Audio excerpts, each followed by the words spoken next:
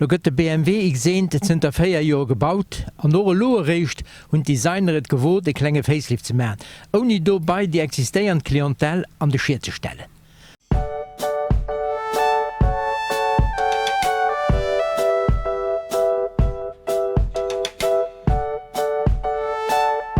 Hei komme lo eng nei Optik anspiel. Ob schons den Innerscheet zu segem Viergänger a Grenze gehale gouf, gouf Karosserie weiter net bereiert. Verschiedene Ubaudeler wie zum Beispiel, an dat für allem vu 4 geguckt, mir en gros Kühlernier, mi gros Luftlächer an nei LED-Scheinwerfer. Losech an Drugestalt fällt eng nei Jupp sowie auch eng nei Grafik vun den hënnechte Luchtlanternen. Alles dem aktuelle BMW-Design ugepasst, sodass den X1 de kompakten SUV mat senger Läng vu 4,44 Meter nach etwas mi kräftig soll wirken.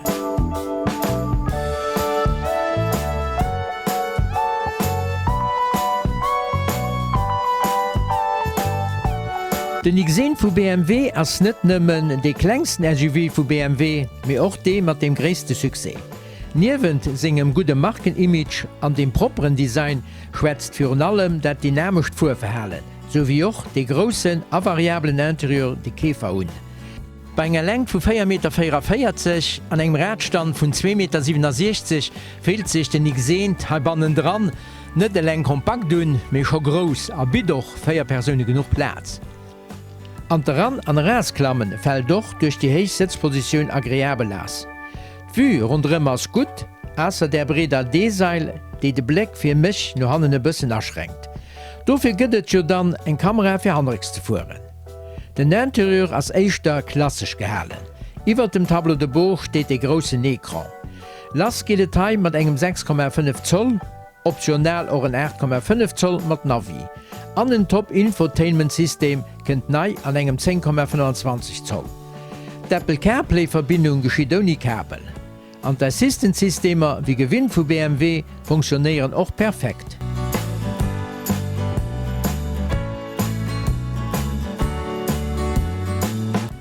Grundsätzlich mischt de ganzen Interieur en heichwertigen Andruck.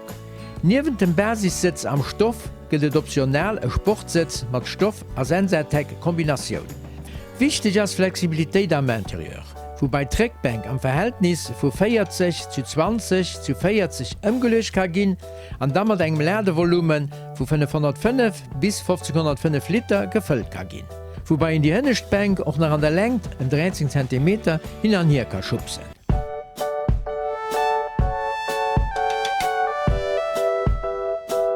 Die Knäppchen drecken a schons fängt den 3-Zylinder 1,5 Liter Turbo-Benziner mat senger Leistung vun 140 PS un sich bemerkbar zu machen. Tschen de 1480 a 4200 Umdrehungen pro Minute bietet de Motor ein Drehmoment von 220 Newtonmeter. Dis Kraft geht doch nimmen op die 4 Sträder überdrohen, erreicht auch am Mengen an Labber ass für den 1,5 Tonnen schweren SUV op Trab zu halen. Kann noch soen, dass de Motto an unserem Test nie unsinn Grenzen nu kom oder ugestrengt riverkom. En Drehzwer kehrig heich, nervt aber net durch Vibrationen. Besonders am Tourenzuelbereich von 2500 bis 4000 Touren fehlt sich de Motto an segem Element, reagiert auch spontan op Gasbedarf. Fuhrwerk, Suspension vum BMW X1 fir dat sportlich a komfortabel, a gegen die klenge Supplement kann in sich auch die Adaptiv-Suspension mat ubord huelen. Schon am Normalmodus bleibt den X1 stramm, a lässt Karosserie net opschaukelen. Aber am Sportmodus geht es deutlich mehr hart, weil der an sich op schlechte Landstraßen net überdriven ass. Unser Testauto, de BMW X1 S-Drive 18iA, mam Equipement M-Sport, konnte op eng Direktsteuerung zählen, an plus op e Sportsvoller, wobei er zu summen Spaß Fuhren opkommen. Für den 3-Zylinder 1,5 Liter Turbo-Benziner mat Sänger Steptronic, die auch gut erbig mischt, aber nach eng besser, wann e vun Hand kann schalten. Loch unser Benzinverbrauch die 7 Liter, wat fir mich fir een 3-Zylinder Downsizing-Motto awer an 3 geht. Für mich also ass den X1 kein SUV, den op PGB steht, mir eichter e sportliche Crossover, nur an unserem Test sowohl op der Landstroos wie op der Autobahn sportlich ammert genug Kraft o gefehlt.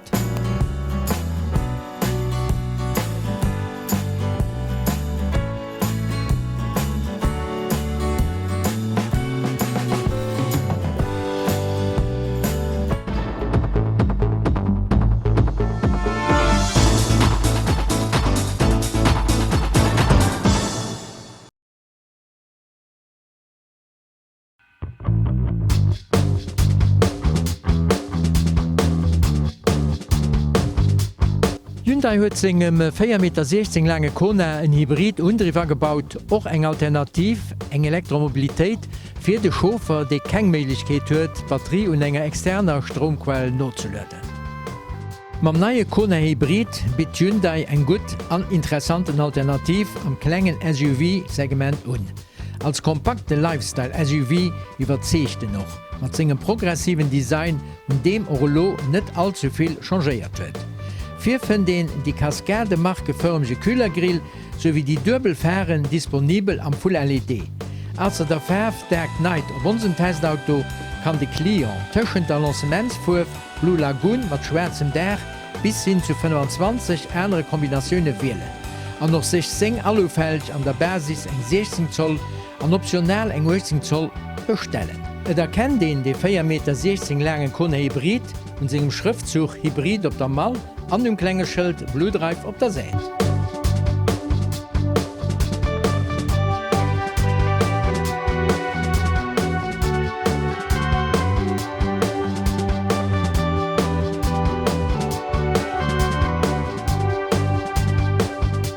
Et huet den Joch direkt an dem klengen SUV mat Hybrid und Driffe wohlgefilt. Gut gelungen as auch den neuen 10,25 Zoll Touchscreen inklusiv Navi an Infotainment, wo der Schofer auch dat wählen kann, wer de gerne gif gesinn an se Nachstellen so einfach wie bis lo blieben ass. Nimmen den Design sticht méi heraus. Also sogar an der Basisversion verwint de Kona Hybrid mat vielen Assistenzsystemer a Futures alles dat wat de Schofer fir sichert vorgebracht. Kurz bemerkt, de Kona Hybrid an segem Topmodell kann mat Premium-Kollegien ass der ewigchte SUV-Klasse Laber mattellen, wat an Sigelo d'Equipement betrifft. An der Viersträche kann in sin Qualitätserbestung viel méi wie nach vir etliche Joren. Offe o Platz bitte Kona Hybrid fir Schofrer Beifuer och genug. Am Fong hannen dran, geht de bëssen eng zou, wobei 2 Personen sich awer nach net ageng fielen. Dem hégen Opbau vun der Karosserie suecht och fir Liicht ran an Reisklammen. An der Punkto Mal ass de Ladevolumen vun 361 bis 1143 Liter gut bemoos.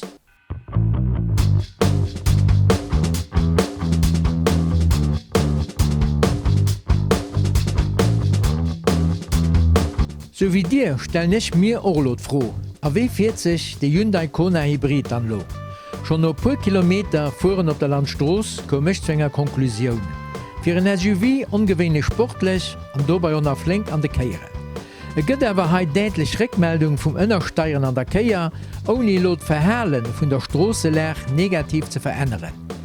Aber lo einmal alles da rein noch. Unter dem Kapo liegen noch die typischen Elemente vom Hybrid und Drift. Ein 1,6 Liter 4-Zylinder Benziner mit 105 PS an einen kleinen Elektromotor von 43,5 PS, was eine Systemleistung von 141 PS ergibt und ein maximal Drehmoment von 265 Nm. Die komplette Energie stammt aus einer Lithium-Ionen-Polymer-Batterie mit einer kleinen Kapazität von 1,56 Kilowattstunden, wobei auch kein großes elektrisches Spring zu erwarten sind. Der kleine Elektromotor unterstützt bei minimaler Vitesse, hilft Spritspuren, spritzt quasi per Stromstoß ein bisschen mit Temperament.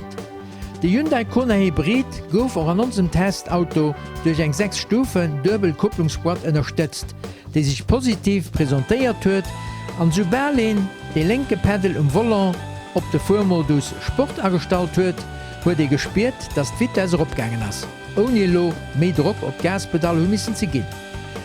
Für seine Motorisierung möchte Kona Hybrid sich sehr gut, aber mit 18 Zoll Alufälgen asse an 11,6 Sekunden von 0 auf 100 km/h, mehr bei 160 km/h als Schluss mit der Vitesse.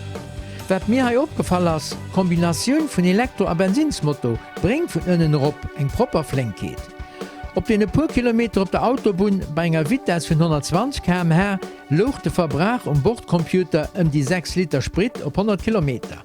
Weil aber groß Hoffnung mischt, am alltäglichen Betrieb nach mehr sparsam unterwegs können zu sein. Auch wenn der Kona Hybrid durch seinen Schwerpunkt perfekt auf der Straße lädt und durch seine komfortable Aufstimmung auf der Landstraße und Autobahn ein idealer Gesell ist, so gebe ich Mengen, können ihn an der Stadt mit vollen Karten, Hybrid und Drift und kompakten Mosse spielen. En ass flink anet speer den, dats den Hybridundriff fir allem an der Stadt sei beste Wirkungsgrad weist. Well hai kann de Hyundai Kona Hybrid iwraschend dacks am Elektromodus ënnerwee sinn.